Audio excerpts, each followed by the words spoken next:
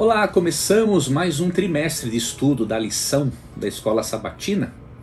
A lição da Escola Sabatina seria similar à lição da Escola Dominical, caso você seja um irmão evangélico, não é? Ou a materiais utilizados em grupos de estudo, não é? Nas reuniões dos nossos irmãos católicos, né? Então nós da Igreja Adventista temos a lição da Escola Sabatina. E o tema nesse trimestre é as 3 mensagens do Apocalipse. Você pode perguntar, Leandro, o que são essas 3 mensagens? Vou mostrar para você a lição, esta aqui. A Casa Publicadora Brasileira, no Brasil, é a editora responsável, não é?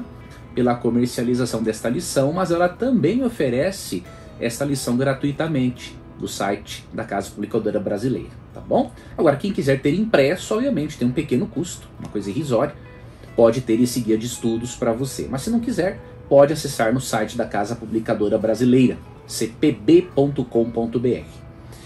A lição desse trimestre, quando fala as 3 mensagens do Apocalipse, ela se refere mais especificamente às 3 últimas mensagens de Deus à humanidade, que se encontram em Apocalipse 14, 6 a 12.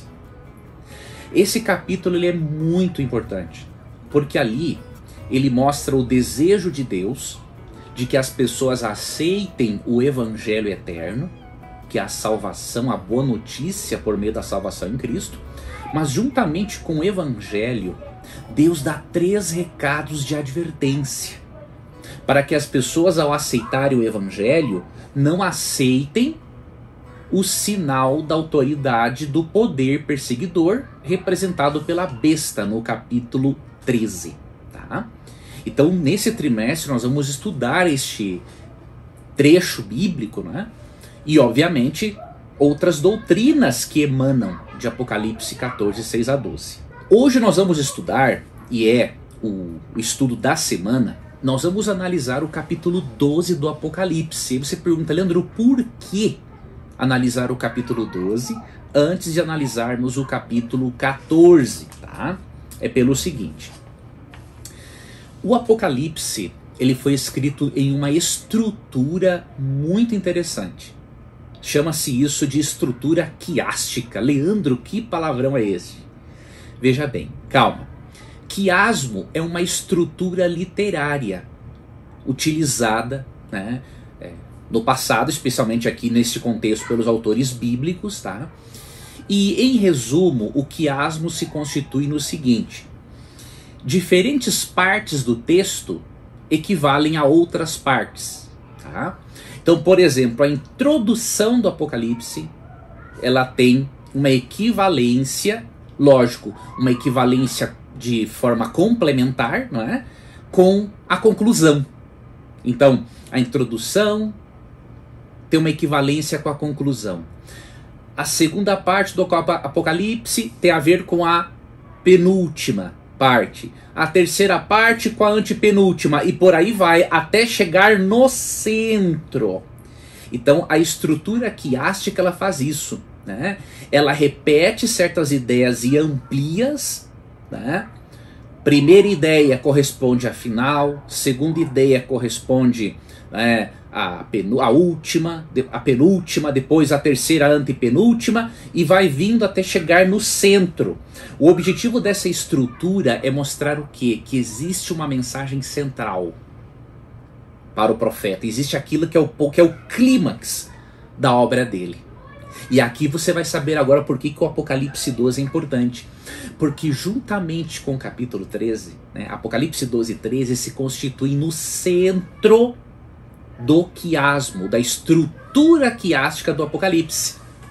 E se é o centro do Apocalipse, isso significa que se você entender, obviamente, os capítulos 12 e 13, olha que interessante, vai facilitar e muito a sua compreensão do restante do livro, tanto dos capítulos que vêm antes do capítulo 12, obviamente, quanto os que vêm depois. Então pensa assim, os capítulos 12 e 13 do Apocalipse são o centro dessa estrutura literária. Tá? O autor João ele constrói nessa estrutura para destacar essa mensagem central. E qual é a mensagem central dos capítulos 12 e 13?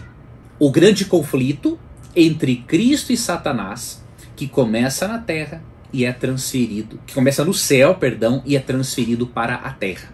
Então os capítulos 12 e 13 mostram, né, que o grande conflito entre Deus e Satanás, que começou no céu, foi transferido para a terra. E Satanás, veja bem, essa ênfase aqui dos capítulos 12 e 13, ao longo da história humana, esse conflito cósmico se manifestou de diversas formas. O capítulo 12 destaca que se manifestou ao longo das eras por meio da perseguição. E o capítulo 13 mostra que esta perseguição surgirá novamente no tempo do fim, pouco antes da volta de Cristo. Então você percebe, o tema central do Apocalipse é o conflito cósmico entre Cristo e Satanás, que começa no céu e se transfere para a terra. E Satanás, através de diferentes agentes humanos, políticos, religiosos, perseguiu o povo de Deus ao longo da história. E esta perseguição se repetirá pouco antes da volta de Cristo. Então é por isso que a análise desse capítulo 12, que faremos brevemente agora, mas também você fará em outro momento comigo aqui do capítulo 13, é fundamental para você estudar Apocalipse 14, né, que é o tema central da lição, diríamos assim. Afinal, as três mensagens angélicas, ou os três últimos recados de Deus para a humanidade, dados obviamente no contexto amplo do Evangelho, eles servem para mostrar o seguinte, que se você e eu quisermos ser vencedores em meio à perseguição de Satanás ao longo da história, e que vai se repetir ali de forma bem clara e pontual no capítulo 13, você tem que se preparar para isso. E a forma de se preparar é aceitar a Cristo como Salvador e dar atenção aos três últimos recados de Apocalipse 14. Então essa contextualização mais ampla, né, ela é importante para você entender que o capítulo 12 não pode ser analisado, assim como outros capítulos bíblicos, né, mas não pode ser analisado de forma isolada, tá ok? E já que eu mencionei para você que o capítulo 12 é o centro, né, do Apocalipse, diríamos assim, e o capítulo 13, eu quero analisar com você alguns detalhes do capítulo 12, para você ter uma pequena base interpretativa, e aí esta base interpretativa vai servir para você acompanhar a lição ao longo de todo o trimestre. Eu vou usar aqui, além, obviamente, de dados da lição, eu quero usar aqui um comentário muito importante, que é este comentário aqui, o Apocalipse de Jesus Cristo, comentário do livro de Revelação, segunda edição. Esse aqui é um comentário, no momento está em inglês, é de Ranko Stefanovic. Tá?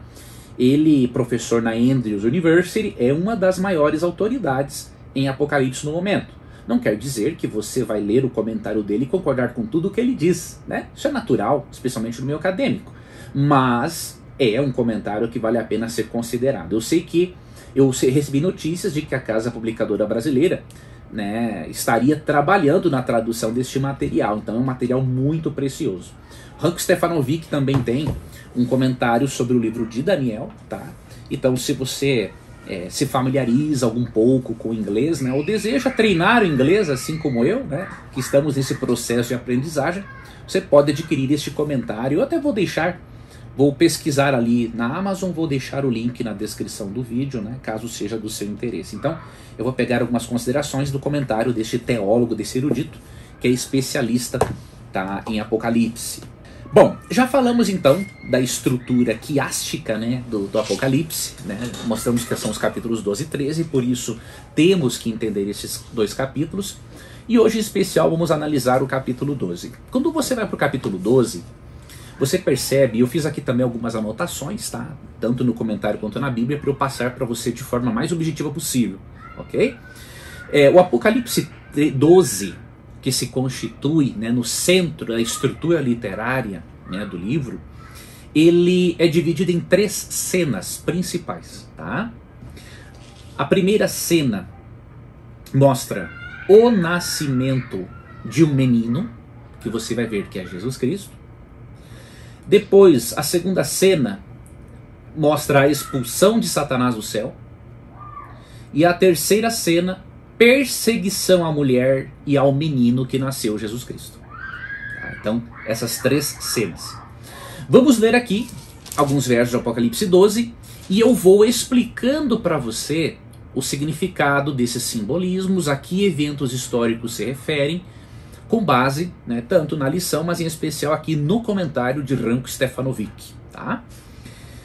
Vou começar aqui lendo Apocalipse 12, vou ler hoje na versão King James atualizada.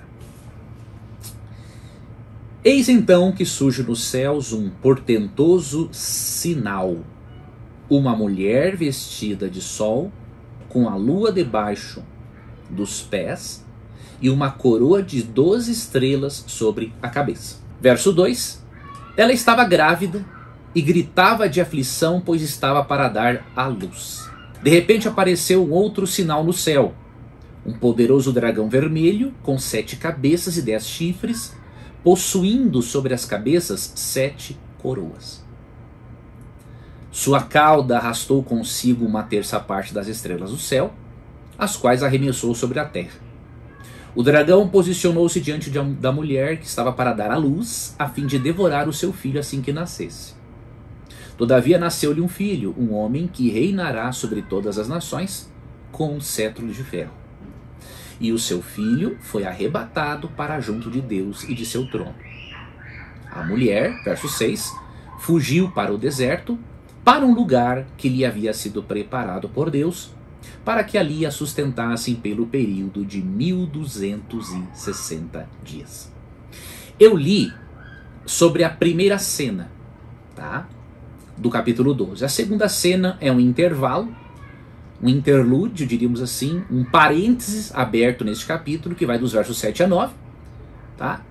Que a segunda cena equivale à expulsão de Satanás do céu, e a terceira cena, que também está relacionada a essa expulsão, ela fala mais especificamente, com mais detalhes, da perseguição da mulher e ao menino, mesmo que isso se repita no início, tá?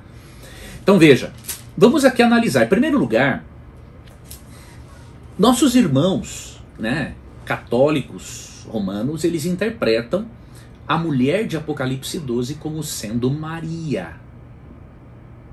Só que por que nós não devemos aceitar essa interpretação e por que essa interpretação não nos ajuda na compreensão do livro do Apocalipse? Lembra que eu lhe falei? A compreensão dos capítulos 12 e 13 é fundamental porque fazem parte do centro da estrutura literária chamada quiasmo no livro do Apocalipse. Veja, obviamente que quando fala de uma mulher dando à luz a um menino, vem à nossa mente Maria. Tá? E o propósito de João envolve, obviamente, trazer a recordação em Jesus. Só que mulher no Apocalipse não se refere a Maria apenas. Leandro, o que você quer dizer com isso? Você vai entender quando eu lhe mostrar a interpretação. Primeiro, no versículo 1, é dito, né, que quando ele teve esta visão, ela é chamada de um sinal. Ele viu uma mulher vestida de sol com a lua debaixo dos pés e uma coroa de 12 estrelas sobre a cabeça. Quando fala que é um sinal, isso aqui já descarta a possibilidade de uma interpretação literal.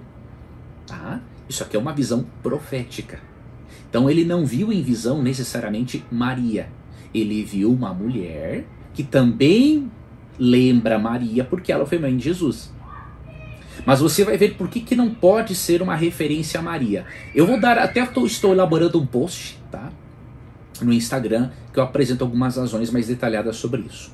Mas, primeiro, por que não poderia ser Maria? Quando você analisa aqui o capítulo 12, né, eu fiz umas anotações aqui. Em primeiro lugar, você não pode ignorar a natureza simbólica do Apocalipse. Tá? Então, sendo o livro do Apocalipse simbólico, você tem que entender vários detalhes do livro como sendo simbólicos. Segundo ponto, em profecia, preste atenção nisso, em profecia, mulher simboliza o povo de Deus, tanto no Antigo quanto no Novo Testamento. Eu vou lhe mostrar esses textos bíblicos agora, para você compreender este capítulo 12, porque é desta forma que você entende todo o livro do Apocalipse, especialmente o tema desse trimestre, tá? Então, por que mulher em profecia simboliza o povo de Deus? Porque mulher, o povo de Deus é apresentado como uma noiva ou como uma esposa que aguarda o seu esposo, que é Deus. Então, em profecia apocalíptica, uma mulher pura, vestida de branco, vestida de sol, resplandecente, representa o povo de Deus. Tá? E uma mulher apostatada, né, em Apocalipse 17, representa a igreja na sua fase apostatada. Uma mulher, a prostituta, é apresentada em Apocalipse 17, porque se prostituiu com falsas doutrinas. Vamos ver aqui na Bíblia textos em que mostram que mulher em profecia é símbolo de igreja, e que, portanto, Maria não pode estar presente aqui no capítulo 12 como sendo o foco da profecia. Até porque, considerando toda a estrutura do livro do Apocalipse, ela não teria, diríamos assim, uma relevância nesse contexto do conflito cósmico ao ponto de todo o Apocalipse se centralizar nela. Tá? Não estou dizendo que a mãe de Jesus não é importante, simplesmente que o centro é o conflito entre Cristo e Satanás e a perseguição que Satanás efetuou e efetua em relação ao povo de Deus. E Maria faz parte deste povo. Né? Por isso que ela está envolvida na profecia, mas ela não é o foco, porque mulher simboliza igreja, o povo de Deus em todas as eras. Vamos ver aqui alguns textos bíblicos que eu separei. Primeiro, eu vou deixar aqui para você, tá, uma relação de textos bíblicos. Até vou citar esses, mas eu vou ler só dois. Eu vou ler um texto no Antigo e outro no Novo Testamento. Tá? Mas, por exemplo, quando puder, leia na sua Bíblia. Eu vou ler Isaías 54, 5 e 6. E vou ler também 2 Coríntios 11, 2. Tá? Aqui agora. Mas você pode ler também Jeremias 3, 20. Ezequiel 16, 8 a 14. Oséias, dos capítulos 1 a 3, onde claramente o povo de Deus é comparado a uma mulher, quando Deus dá uma profecia sobre o seu povo. Amós capítulo 5, verso 2.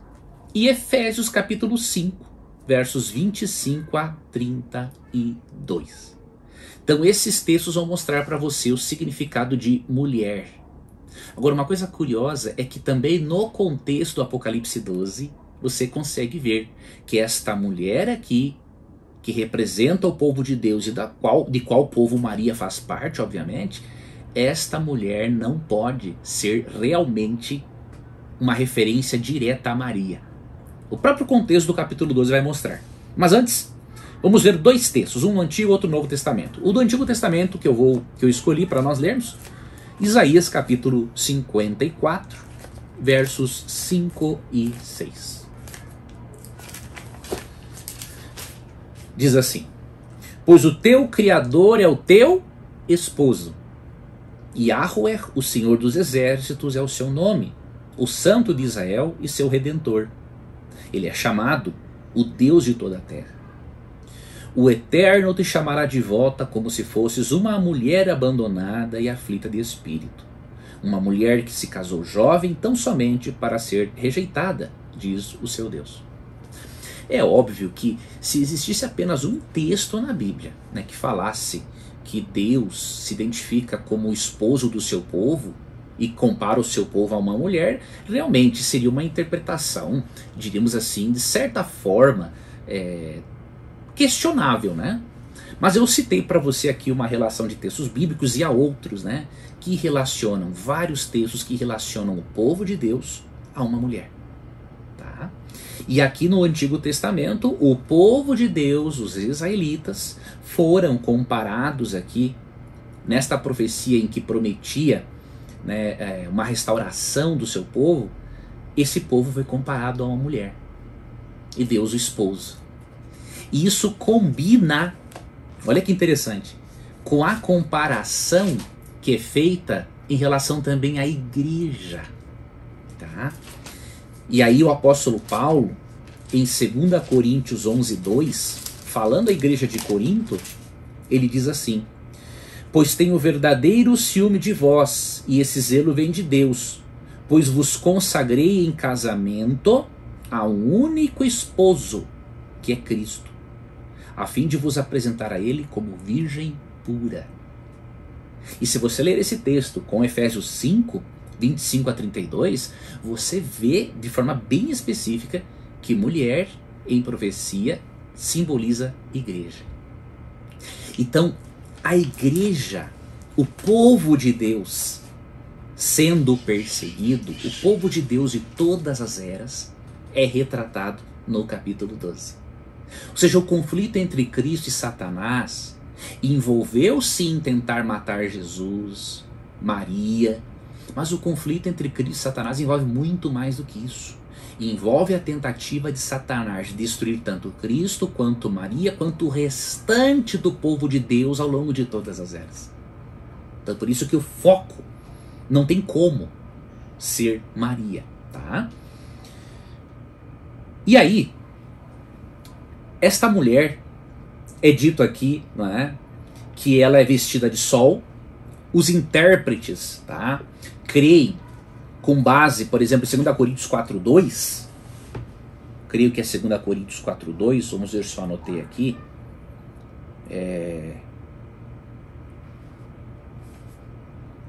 Eu vou pegar depois para você especificamente o verso, mas eles creem que, obviamente, o sol, comparado com 2 Coríntios 4, é uma referência à luz do Evangelho, tá? Então esta mulher vestida de sol é a igreja na sua fase de pureza doutrinária, que reflete a luz do Evangelho. E quando ela tem a lua debaixo dos seus pés, intérpretes entendem, né, que seria uma referência ao Antigo Testamento, que também reflete a luz do Evangelho, né? Ele reflete a luz do Evangelho por meio das cerimônias, sacrifícios, ritual do santuário que apontavam para Cristo, onde o Evangelho de forma plena é apresentado à humanidade, né? Então, seria esse símbolo. E quando fala de 12 estrelas sobre a cabeça, os autores creem, né, que esse número 12 é uma referência, né, aos 12 apóstolos. E poderia também levar a nossa mente às 12 tribos de Israel. Então olha que interessante o simbolismo. Ele está dizendo o seguinte: esta mulher vestida de sol é a igreja na sua fase de pureza, em que reflete o Evangelho, apresentado de forma plena no Novo Testamento, mas também refletido lá no Antigo Testamento, né? E dessa forma, essa mulher, ao invés de a igreja ser uma substituição de Israel, ela é a continuidade de Israel. Olha que interessante. Porque ela é mencionada juntamente com 12 estrelas, né? Então, tanto as 12 tribos de Israel quanto os 12 apóstolos, que é uma sequência histórica da igreja. Por isso que nós não cremos também no dispensacionalismo, né, defendido por muitos irmãos evangélicos, que faz uma certa separação entre Israel e igreja. Nós também não cremos nisso, tá? Na verdade, a igreja não é uma substituição a Israel, ela é a continuação do Israel. Tanto que em Gálatas 6,16, Paulo chama a igreja da Galácia de o Israel de Deus. Outro detalhe é que diz que esta mulher tinha uma coroa de 12 estrelas, não é? Sobre a cabeça. Esta coroa, olha que interessante, existem dois termos gregos para a coroa, tá? Tem o termo grego Stéphanos e também diadema, tá? Diadema é uma referência, digamos assim, a uma coroa real, tá? Stéphanos é aquela coroa que um atleta ganhava nas Olimpíadas de Roma, diríamos assim, após, obviamente, a sua vitória. Então, o termo grego usado aqui é Stéphanos, falando que esta mulher não é uma rainha. O rei é Deus. Mas esta mulher com esta coroa, Stéphanos, ela recebe uma coroa não de realeza, mas de vitória. E esse termo aparece, né, em Apocalipse 2:10 e Apocalipse 3:11, quando a coroa, a coroa de Stéphanos, né, de vitória, é prometida aos vencedores. Mais uma razão para você ver aqui que a Bíblia não apresenta a Maria como a rainha dos céus. Tá? Então esta é a coroa de vitória. Surgindo aqui, no versículo 2, diz que esta mulher estava grávida e gritava de aflição, pois estava para dar à luz. Obviamente, aqui traz à nossa mente a mãe do Senhor Jesus, né, Maria, mas não é uma referência especificamente a ela. Né? Se você analisar, aqui, o termo grego, né, para gritar de aflição, olha que interessante, o termo grego aqui, ele não é uma referência diretamente às dores de parto de uma grávida. Ele é usado aqui de uma forma simbólica. O termo grego que aparece aqui se refere a uma dor provocada por um inimigo. E eu anotei aqui que quando você vai para Isaías 26:18, você vê que a dor que os inimigos de Israel proporcionaram neles foi comparada, não é, a uma dor, a uma mulher que estava sofrendo dores de parto. Pode também esse termo se referir em certo momento quando Deus pune uma nação ímpia, tá? Mas no geral aqui é uma referência a isso. Então esse termo ele não está se referindo a uma mulher literal, né? Porque o termo, né, ele utilizado aqui, ele significa um tormento imposto por Satanás ao perseguir esta mulher. E não foi apenas Maria que sofreu esta perseguição, foi todo o povo de Deus ao longo da história. Verso 13, de repente apareceu um outro sinal no céu, um poderoso dragão vermelho, com 7 cabeças e 10 chifres, possuindo sobre as cabeças 7 coroas. Vamos interpretar aqui quem é este dragão e esses detalhes para seguirmos adiante, tá? Bom, dragão é um símbolo mitológico, tá? Os leitores de João entendiam muito bem esse símbolo, porque no Antigo Testamento, né, esse termo, equivalente lá no hebraico, ele representava os poderes perseguidores, em especial a força do mal. Representava a força de Satanás perseguindo os filhos de Deus. Tá? E o curioso é que no verso 9, este dragão é identificado. Tá? No verso 9 é dito, assim o grande dragão foi expulso para sempre. Ele é a antiga serpente, olha, esse dragão está relacionado com a serpente, lá em Gênesis 3. E depois eu vou mencionar para você que demonstrar para você que Gênesis 3,15 também ajuda-nos a interpretarmos o significado de mulher aqui, em profecia. Mas ó, ele é a antiga serpente chamada diabo ou Satanás. Então o termo diabo, né, significa caluniador, Satanás adversário. Então este grande dragão é um símbolo de Satanás. E por que vermelho? Se você ver aqui no versículo 9 mesmo, né, diz que ele... Não, no versículo 9 não, no verso... Aqui ó, capítulo 6, verso 10. Sangue tem a ver com perseguição, morte e martírio. Tá? Então em Apocalipse 6:10, ali naquela profecia simbólica, os mártires, né, que foram mortos no período do cavalo, representado por este período, que é um cavalo vermelho, tá? Você vê aqui em Apocalipse 6, no versículo 10, né, é mencionado assim: quando ele abriu o 5º selo, contemplei debaixo do altar as almas daqueles que haviam sido mortos por causa da palavra de Deus e do testemunho que deram. E aí, verso 10, e eles exclamavam com grande voz, até quando, ó soberano, santo e verdadeiro, esperarás para julgar os que habitam em toda a terra e vingar o nosso sangue? Vermelho na Bíblia, né, simboliza perseguição e martírio. Porque neste período que nós vamos estudar agora, né, representado pelo 4º selo, né, que é uma das fases da igreja na história do mundo, né, ocorre sangue e martírio. Tá? E aqui nós percebemos, né, no capítulo 6, que Deus está se lembrando dos mártires. E no capítulo 6, versos 13 e 4, né, quando menciona o segundo cavaleiro do Apocalipse, né, diz que este cavalo, né, tinha cor vermelha. E ele se refere aqui ao período de perseguição e martírio do povo de Deus, que se intensifica sobre o período representado pelo quarto selo, né, quando fala de um outro cavalo, um cavaleiro, né, de cor amarela. Tá?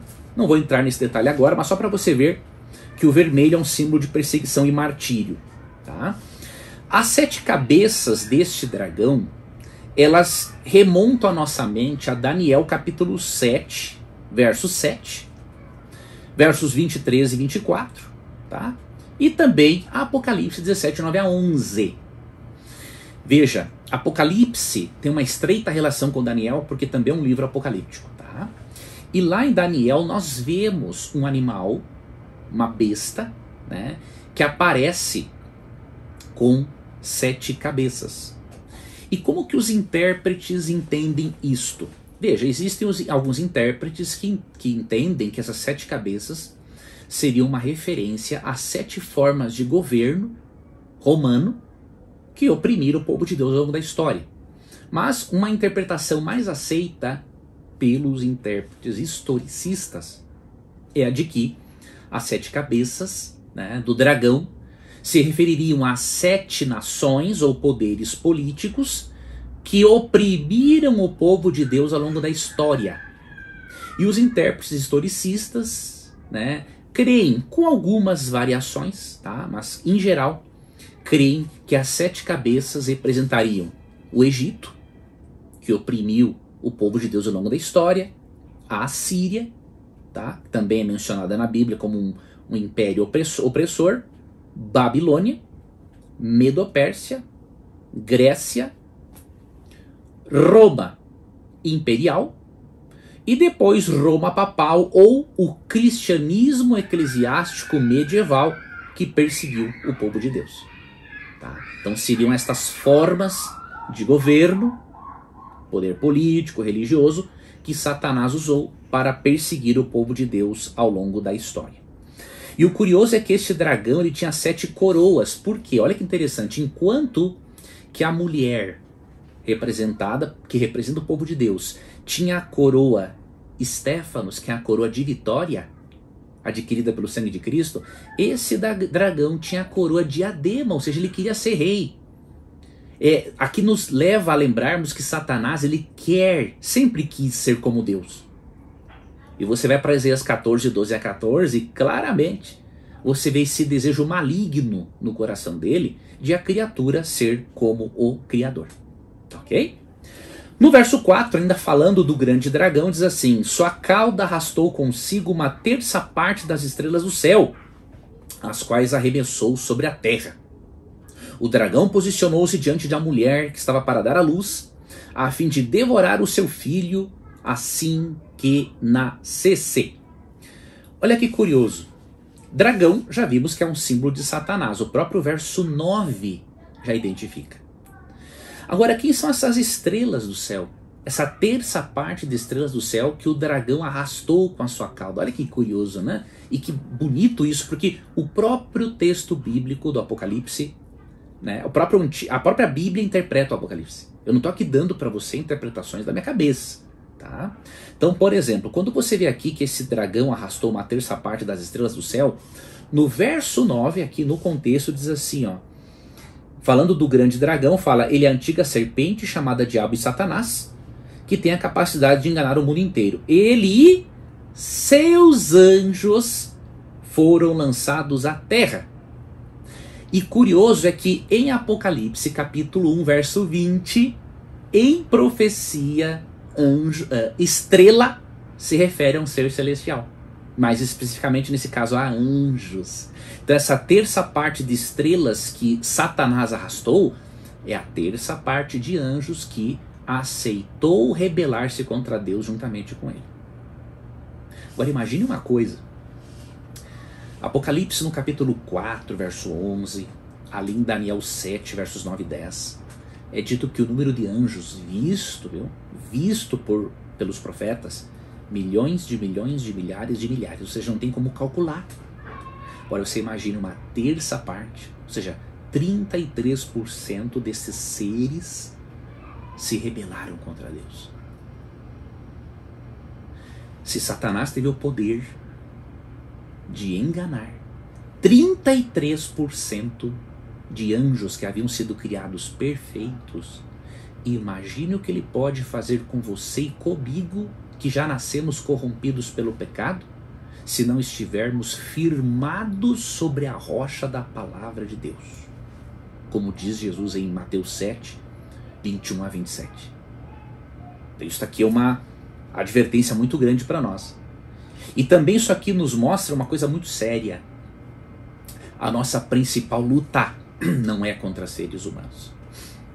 Quando você ouve alguém dizendo, né, que a batalha na história humana, como dizia, né, é inevitável falar disso, né, porque é um assunto em voga e nós precisamos demonstrar o absurdo disso, né? A luta entre o bem e o mal na história humana é uma luta entre burguesia e proletariado. Isso é uma estratégia satânica para desviar a sua atenção daquilo que realmente importa, tá? Essa chamada luta de classes ensinada pelo marxismo, isso é uma bobagem sem tamanho, tá? À luz do texto bíblico, um texto como esse, né? Aqui João não está preocupado em colocar ricos contra pobres, tá? Ele quer que tanto ricos quanto pobres aceitem a Jesus como Salvador, creiam que Ele é o Messias e sejam salvos. Esta é a ênfase, tá? E quando você vai para Efésios 6:12, Paulo mostra também qual é a verdadeira luta de classes que devemos enfrentar. Não é uma luta contra uma classe de seres humanos, é uma luta contra uma classe de seres celestiais chamadas de demônios. Por isso que em Efésios 6:12 ele diz: a nossa luta não é contra a carne, contra o sangue, não é contra seres humanos, mas contra as potestades espirituais do mal. Quando alguém tenta fazer com que você foque em eventos históricos, sem considerar que por trás da história humana existe um conflito cósmico extremamente poderoso ocorrendo por trás, essa pessoa está desviando você da doutrina bíblica do grande conflito cósmico. Mas Leandro, alguém mais argumentou comigo, Satanás pode estar usando essa luta de classes para os seus propósitos. Isso é uma besteira. Sabe por quê? Porque assim como existem ricos opressores, existem pobres opressores. Você não precisa ter dinheiro para oprimir alguém, você pode massacrar ou oprimir alguém até com as suas palavras, que você digita na internet. Tá? E outro detalhe, não é? Na filosofia de Karl Marx, a luta entre burgueses e proletariado, né? Deus está fora de questão, porque Marx era ateu. Ele acreditava que a religião era um dos instrumentos de dominação da burguesia. Não era só a religião do tempo dele, toda a religião. Tá? Quem não entende isso é porque é um analfabeto funcional. Tá? Então não tem como você conciliar uma luta de classes da qual Deus não faz parte, com a luta de classes entre seres humanos e demônios da qual Deus faz parte, e Cristo é o grande comandante desse exército de salvos. Tá? Então eu lhe digo uma coisa, se você estudar esta lição aqui no meu canal, ou estudar na sua casa, e você continuar aceitando ideologia marxista, você é uma das pessoas mais incoerentes que existem. Tá? E eu tenho que lhe falar isso porque eu não estou aqui para agradar ninguém, a não ser Deus. Tá? E você sabe que quando você agrada a Deus, você desagrada muita gente. Agora, eu quero, com todo o coração, proporcionar em você uma reflexão para o seu bem. Eu não quero que você se perca assim como eu não quero me perder. Tá? Então eu preciso alertar você. Eu não brinco aqui de estudar a Bíblia. Tá? Eu não brinco aqui de Ah, tô aqui aparecendo num canal. Na verdade, eu quero que o conteúdo que eu ensino apareça. E eu, muito menos. Quem me conhece sabe, eu não tô aqui para aparecer, não gosto disso, né? E prefiro ficar na minha. A minha maior alegria é estar na minha casa, com a minha mulher, minhas filhas. E visitar meus familiares, meus irmãos, minha mãe, meu pai. Essas são as minhas alegrias da vida, né? Ficar em casa de bermuda, camiseta, de bermuda sem camiseta, sair pela rua descalço, comer um sorvete, tomar banho de chuva. Eu não tenho frescura comigo. Agora, eu preciso mostrar para você isso. Se você vai aceitar ou não, isso está entre você e Deus. Mas eu peço que você pelo menos avalie isso em oração. Tá? E que você estude e veja se tem como harmonizar as 3 mensagens do Apocalipse 14, 6 a 12, com o marxismo. Não tem como. Tá? Não adianta, vamos batizar o marxismo e pegar só a parte social dele. Não adianta. Você não pode batizar o que é impuro por natureza e que não quer ser mudado, né? O pecador impuro, óbvio, estou usando aqui uma metáfora, né? O pecador impuro pode ser batizado e se tornar puro em Cristo. Mas aquilo que não quer ter relação alguma com Deus, não tem que você batizar e tornar santo agora. Tá? Então, cuidado com isso. Lembre-se, a nossa principal luta é contra Satanás e seus anjos. Não é contra seres humanos. E se você tem isso em mente, você vai até olhar com mais empatia para as pessoas. Sabe por quê? Porque se para você o conflito cósmico entre o bem e o mal é entre 2 classes, ricos e pobres, a sua tendência é alimentar um ódio desnecessário e prejudicial para a sua saúde em relação aos ricos. Tá? Agora, quando você tem em mente que por trás tanto de um rico quanto de um pobre, Deus pode estar por trás, ou o diabo, você vai pensar assim, poxa vida, eu não posso avaliar essa pessoa pelos bens que ela tem. Outra coisa que você vai pensar, poxa vida, eu não posso pensar que essa pessoa está agindo sozinha para fazer isto. Existe um poder espiritual por trás que influencia essa pessoa. E aí você se torna mais empático. Não que você vai gostar do erro ou vai concordar com aquela pessoa, não. Mas você pelo menos não vai ficar direcionando o seu ódio para seres humanos simplesmente. Você vai ter em mente que há algo muito mais poderoso por trás da atitude errada daquele ser humano. Tá? Então, fique com a Bíblia. É o meu conselho para você. Converse com Deus a respeito. E continuando, aqui no verso 5, eu já vou finalizar. Vou explicar aqui só até o versículo 6 hoje. Tá? O tempo vai me permitir explicar somente 6 versos do Apocalipse. E no decorrer da lição, tá, eu prometo que eu vou explicar para você. Quem sabe já na próxima, ao abordarmos o outro assunto, eu explico dos versos 7 até o 18 do capítulo 12, tá bom? Vou ver aqui o próximo assunto, vamos ver se dá para fazer esse link, né? Ou se eu faço isso depois. Quer ver uma coisa? Vou analisar brevemente aqui, para eu não fazer para você uma promessa desnecessária. Tá?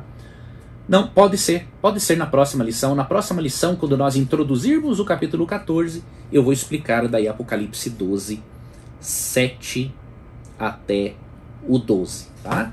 Na verdade, eu não vou precisar entrar em muitos detalhes, eu estou vendo aqui, porque eu já mencionei algumas vezes o verso 9, 7 e 8. Tudo bem? Mas eu entro em mais detalhes na próxima lição. Para finalizar, quando fala que o filho da mulher... Aqui, ó, quando fala da mulher, olha que interessante. Que o dragão queria devorar o filho da mulher, que se refere a Jesus, obviamente, o Messias.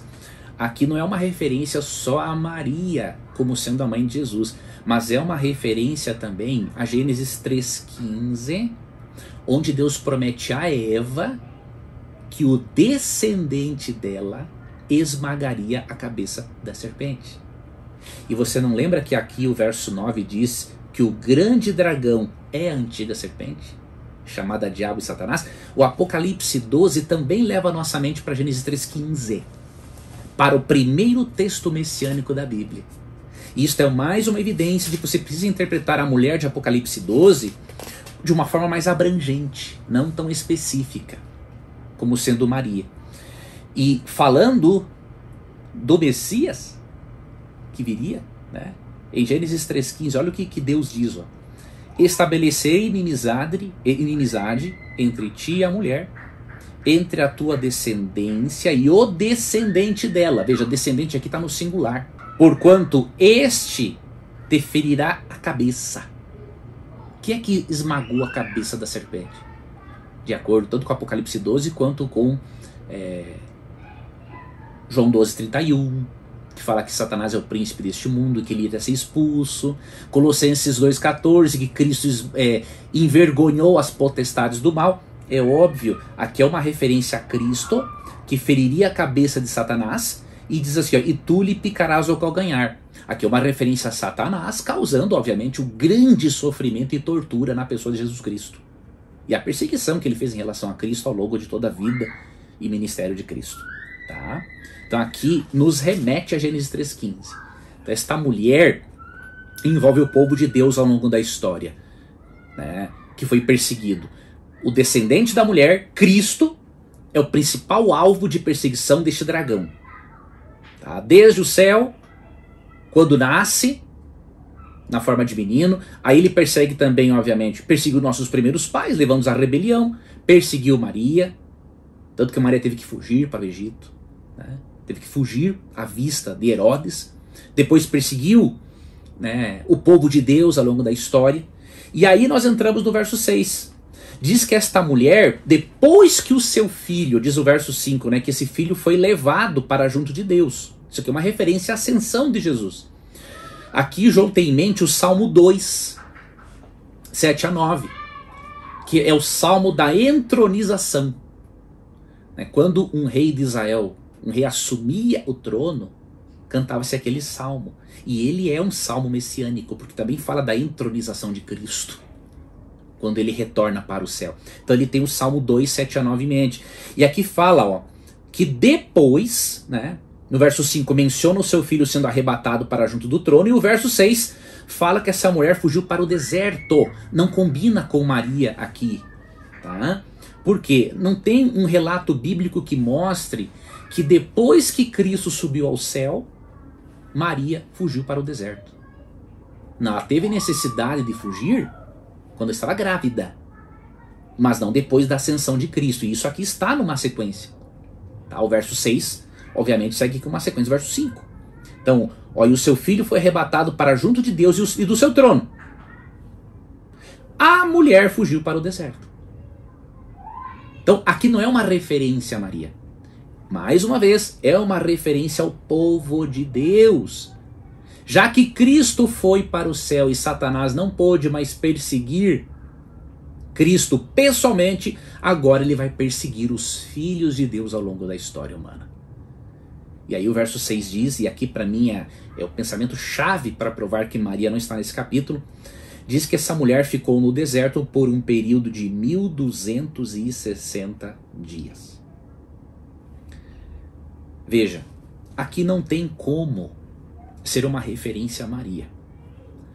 Não há nada na Bíblia que sugira que por 1260 dias Maria fugiu após a ascensão de Cristo. Pelo contrário, Atos 1,15 diz que depois que Cristo ascendeu aos céus, ali em Atos 1, 9 a 11, verso 14 diz, na verdade, que Maria permaneceu com os irmãos Jesus e os apóstolos em adoração a Deus, em oração.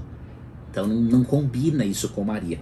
Agora, se você usar aqui o princípio diano de interpretação profética, que eu não vou entrar em detalhes agora, os historicistas usam esse princípio. Assim como mulher é simbólico em profecia, tá? Na literatura apocalíptica, dias também são simbólicos. Esse princípio diano é um princípio muito interessante. Eu posso em outro momento apresentar isso para você, tá? Argumentação bíblica, teológica em torno disso. Mas um dia equivaleria a 1000 anos, tá? Isso em profecia, tá? Não estou dizendo que os dias de Gênesis são assim, tem nada a ver uma coisa com a outra, tá? Gênesis é uma narrativa. Estou falando aqui de profecia apocalíptica, tá? Então esses 1260 dias, de acordo com os teólogos historicistas, assim, o acontecimento histórico que realmente se encaixa aqui é o período medieval em que a igreja foi perseguida. muitos historicistas marcam este período como sendo do ano 538 até 1798 depois de Cristo. Esta perseguição no período medieval terminou em 1798, quando o general Berthier, a mando de Napoleão Bonaparte, prendeu o Papa Pio VI. E ali aquela perseguição, né, do poder eclesiástico medieval daquela época, tá, ok? Perseguiu os filhos de Deus. Então, este período de 1260 anos não pode abarcar a vida de Maria. Obviamente que ela não viu tudo isso. Então, o princípio de ano de interpretação profética já exclui também a mãe de Jesus como sendo a ênfase, o centro de toda a estrutura do livro do Apocalipse. Tá bom? Eu sei que eu me delonguei nesse estudo, mas eu precisava dar para você pelo menos alguns detalhes a mais que vão servir de base para você entender o capítulo 14, que será o estudo dessa semana. E eu creio que esse vídeo já vai ajudar você até posteriormente a aprofundar um pouco mais os seus estudos, tá, do livro do Apocalipse. Tá bom? Eu quero te agradecer por sua companhia. Então, na próxima lição nós vamos entrar mais especificamente no capítulo 14, e aí eu farei uma explicação breve do restante dos versículos do capítulo 12, para que você possa se contextualizar ainda mais, tá bom? Que Deus guarde a você, um forte abraço, peço que você compartilhe, curta esse vídeo, envie para o maior número possível de pessoas, ok? Assim você vai estar ajudando este canal a crescer e demonstrando, né, para o Google que este canal é relevante. Então, conto com a sua ajuda, conto aí com a sua compreensão, tá? Conte comigo sempre também. Um abraço carinhoso, fica com Deus. Participe agora da mentoria de interpretação bíblica, a Bíblia fácil de entender. Estude de uma forma simples e didática comigo e entenda textos difíceis. Compreenda e aplique a palavra de Deus à sua vida.